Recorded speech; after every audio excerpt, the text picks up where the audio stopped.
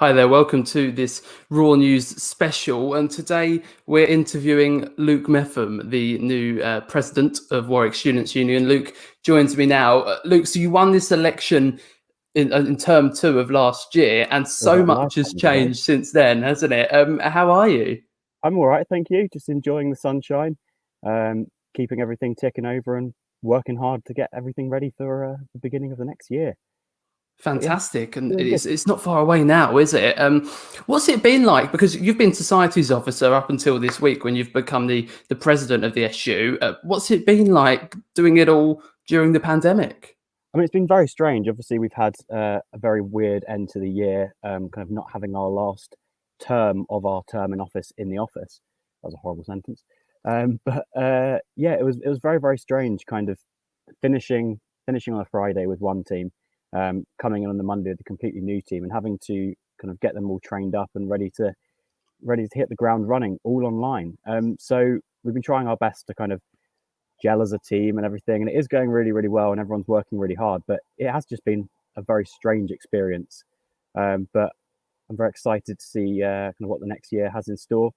There's lots and lots of great campaigns and projects going on, and also loads of opportunity to kind of really shape the student experience and make sure that Warwick can still serve its students as it should be, even through these difficult times. And what's it been like for you personally, that shift from societies officer, which, as we know, is an important role in the SU, but then becoming the boss, becoming the president? What's that been like? It's been, I'd say the weirdest thing is I've kind of, once the university cotton on to the fact that you're already working there and that you're the incoming president, they do start to like chuck meetings in your diary and the like. So the last month has, to be honest, been doing a lot of work of both the president and the societies officer. So it's been pretty full on. Now it's just strange, like handing over the reins of societies to Ollie. So trying to make sure that kind of he can crack on with the role, and that I'm not stepping on his feet or winding him up too much.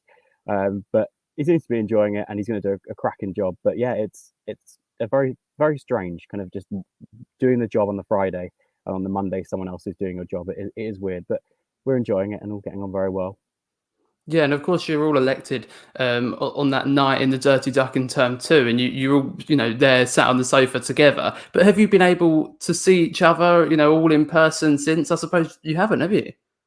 We've seen each other briefly, kind of going in and out of the SU with to get photos and the like. But obviously having to space it all out and socially distance it, so it has been kind of like one in, one out at times. But we've been seeing each other on lots and lots of Teams calls, keeping up to date. But come September, hopefully we'll be back in the office, and we'll be able to see each other as a team. But yeah, it has been weird. You don't quite get that same interaction over a Teams or Zoom call as you do in person, but we're getting there. Yeah, exactly. Well, I'm glad you mentioned looking forward to September, because there's a lot of people very worried about how this next academic year is going to go. There's international students who are unsure if they're even going to be allowed to come to the Mhm. UK, let alone study when they're here. What are you doing as an SU? Are you going to be back in the office from the start of term one? Yeah, so we're hoping that the SABs and kind of the student-facing staff within the SU will be back. Obviously, there will also be some people working from home, and it's looking like university staff can be working from home on the whole. Um, we're just doing a lot of work with the university at the moment to make sure that when students return to campus, or indeed don't return to campus, that they're still essentially getting the student experience that they deserve. So that includes making sure that students can get to campus if they're living in Leamington or Canley, or further out. Um, and also making sure that students have the option that if they don't want to come to campus for their contact hours, they can do it remotely still. We understand that a lot of students will still be shielding. Um, and also, we're doing quite a lot of work to make sure that those international students that are quarantining can still access their education, but also social events and kind of things to support their well-being and welfare whilst they're quarantining. So I'm not exactly sure what it will look like in terms of whether you'll be able to go where you'll be isolating just in your kitchen or in your block. I still don't actually know what the university has planned for that. Um, However, we are encouraging societies to organise events in those few weeks in the run up to Welcome Week. We understand the university is allowing international students to move in a few weeks early, so that they can kind of do that quarantine period and then still enjoy Welcome Week along with all of the home students. So that's a positive move. And I'm keen, essentially, to keep developing a program of events to make sure that international students that quarantining are supported. And I think the university are doing the same as well. There's so much to unpick, really. I mean, you mentioned that journey in. The buses are so busy anyway, and if you're going to have to, be a meter plus, which is on a bus effectively 2 meters away from somebody else, how on earth are they going to do that? They're going to have so many more buses. Have you been in any talks with the bus companies? So I've been in quite a lot of talks with the university's director of transport, and he's doing some very good work with the bus companies actually. So obviously, normally you end up with kind of peaks at the beginning and end of the day. So the aim is to try and kind of flatten those peaks, just as with Boris's coronavirus response, I suppose. But trying to flatten those peaks, and kind of make it so that there's demand for the buses throughout the day, and that way they believe there will be the necessary bus capacity. There's been other things that they've been looking at in terms of getting all lectures kind of in one day, so that you don't have to keep coming onto campus several days. But then the university are kind of also aware of the fact that students will want to come onto campus to access study space, will want to come onto campus to use the gym and for social events. So there is still a lot of planning. Nothing is kind of bang on in terms of timetabling, but the work is going on, and I'm confident that transport won't be probably any more of a mess than usual, I think is probably the diplomatic way of saying it. Okay, and I know you're not society's officer anymore, but you'll still be involved in the process of societies organising events. And I'm thinking of things like Circle, where there's 100 people all sat there, Yeah. and then going to Bob and holding all these events and academic events too. How are societies being encouraged to do their events at the social distance? So we ran a couple of sessions actually, while I was still societies officer. Myself and Charlotte, the sports officer, ran a few sessions with exec members, basically to brainstorm online events and also socially distant events that can go on through Welcome Week, and to try and introduce new students to their activities. So we're encouraging societies to run both online and in-person events, essentially so they can try and have some return to normality with in-person events, but also not leaving out those students that are shielding or are quarantining or just don't feel comfortable going to a larger event. So we're not exactly sure what that will look like yet. It does depend on government and the university guidance. However, currently the university is working on 2 meter social distancing throughout, and also it's looking like there will be kind of restrictions on the number of people that can be at an event, in line with the government guidance. So it's hard to put exact kind of specification on what it's going to look like. It really, really does just depend on what the national scene is at the time. Okay, and you mentioned shielded students a few times. I know there is a worry those that have been shielding up till now may be asked to shield again, and then how on earth can a student get themselves involved in the university experience if they're shielding? Think of a first year student coming. There'd of course be that process of moving from one house to the student accommodation, and you probably come into contact with other people then. And then if you're in some flats, how would you go from your room to the kitchen? Would you be able to socialize with those you live with? It's a very concerning time for those with health conditions, which means they have to shield. Absolutely, it is a very, very difficult time, especially in some of the accommodation blocks where a flat is kind of completely open, such as Roots. And that is something that we've raised with the university, and they are doing work on essentially trying to make sure that students feel safe within their flats. I'm not sure exactly, again, what that's going to look like, but I'm confident the work is going on. I think perhaps the university could be a little bit more timely in its communications regarding that, because I know there is quite a lot of worry amongst those at risk and vulnerable students. So we're going to keep pushing the university essentially to get that communications out and to do that work a bit faster. But I am confident that it will all be okay in terms of students. Kind of there will be measures in place within accommodations to make sure that students that are at risk are safe. We just need to get that out to students, and also the university needs to work out exactly what that's going to look like. Now, I've heard indications from some universities that the exams period in the third term would be remote in the same way it was, in the last term for us. I know that's looking quite far ahead, but have you got any indication of how that might be? None at all. I haven't heard anything regarding that. I think a lot of the planning at the moment is going into term one, and then the university are very much kind of seeing how term one goes, seeing what the national picture is after that, and haven't really made any decisions beyond that. I think we're confident though that if if kind of term one runs smoothly, that will then be able to continue into term two. However, we could also then just flip back to more in-person teaching. Really depends on what the national picture is looking like at the time, to be honest. Yeah, and of course international as well, with students coming from all over the world. Welcome Week, we both know, Luke, is so important to not just socialise with those you're going to live with, but meet people from your course, meet people that you'll probably be friends with for the rest of your university experience. And so much of this is done in person, if not all of it, really. Looking forward to Welcome Week this year, it's going to be quite a different experience.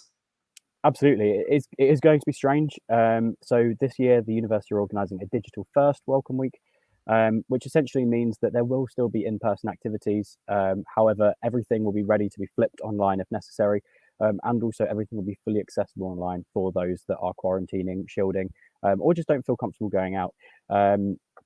So, for example, our sports and societies fair will be completely online. That's going to be slightly fancier than just scrolling down the web pages. There will still be interactivity with the exec members, so trying to give it that fair feel that we have with the normal in-person event. But also, we are encouraging societies to run societies and clubs to run events in person, so that students that are on campus and want to get out and socialise can do so.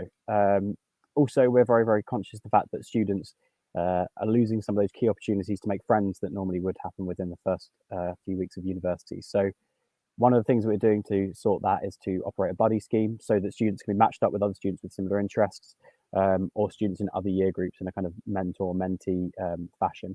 So that is completely optional. If students don't want to engage with that, they don't have to, but it is there for those students that perhaps kind of want to have a conversation, meet up with someone virtually or otherwise. But I'm confident there will still be events offering. Obviously, it won't be the same Welcome Week we're all used to. We won't all be going to the copper rooms every night.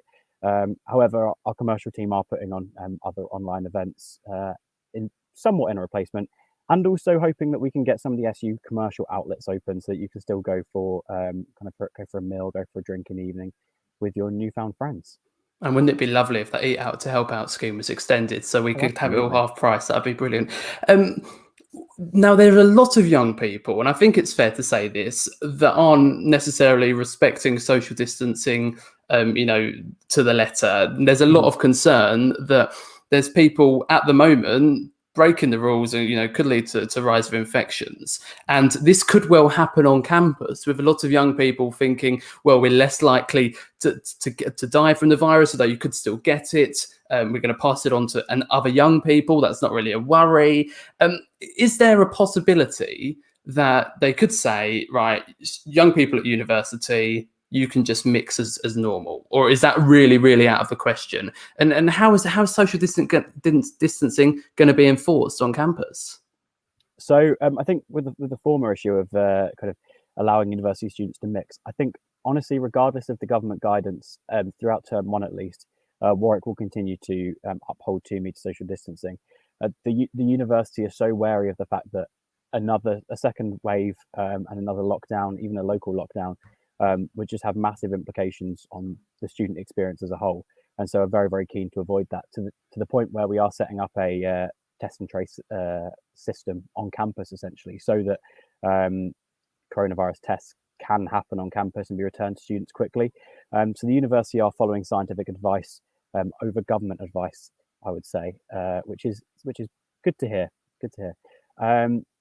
But yeah, no, I think it's perhaps the university, some would say, are being a little bit on the safer side, which I absolutely agree with and think that is kind of the way forward. In terms of the enforcement, I think kind of pushing an ethos of collective responsibility seems to be the university's line on it. So I imagine there probably would, if students are blatantly flouting the rules, blatantly kind of not obeying social distancing, I imagine the university would impose sanctions or take students down the regular disciplinary route. However, I think on the whole they're trying to avoid that and go for a more educational collective responsibility message, which I think is incredibly positive. And I know there are going to be staff on the ground kind of out managing queues or any bottlenecks that appear, which is really good to hear, rather than kind of going for the direct investment in enforcement of the rules, which seems to be happening at other universities. Okay, and maybe we'll be seeing you walking around the Warwick SU face mask on. I'm sure some of them are being ordered. Luke, just a sort of final reflection. You've got an enormous challenge ahead of you this year. The job of an SU president is difficult anyway, but in these really unusual circumstances, it is going to be a tough year ahead. And it sounds like, you know, the wheels are in motion to make it as safe as possible. I suppose your vision for the year ahead has changed a little bit since you were elected. I think so. I think it's important that whilst we work with the university to make sure that students are kind of getting the best student experience throughout this year, that we do still push ahead with some of our manifesto pledges. And I'm confident that myself and the team are doing that, kind of looking at different changes we can make throughout this time. And it is a very, very good time to be implementing that change. So some of my priorities are kind of embedding sustainability throughout the curriculum, working to reduce course costs. And I think they all tie in really, really well with the situation that we have at the moment. Especially kind of reducing course costs, knowing the financial impact of coronavirus on all students and indeed the whole population. So I think my focus on this year is basically to make sure that students still get that student experience that they signed up to, and that the university are making sure students are safe and supported throughout their time. But also pressing ahead with our manifestos is still a priority. Okay, Luke, thanks ever so much for talking to us today. And I look forward to seeing you from a safe distance in September. And I suppose you're really looking forward to getting back in the office, and we'll be seeing you there. Thanks ever so much. Absolutely. Thank you. Have a good one. Well, thank you very much. And thanks for watching this Raw News special. And we'll see you.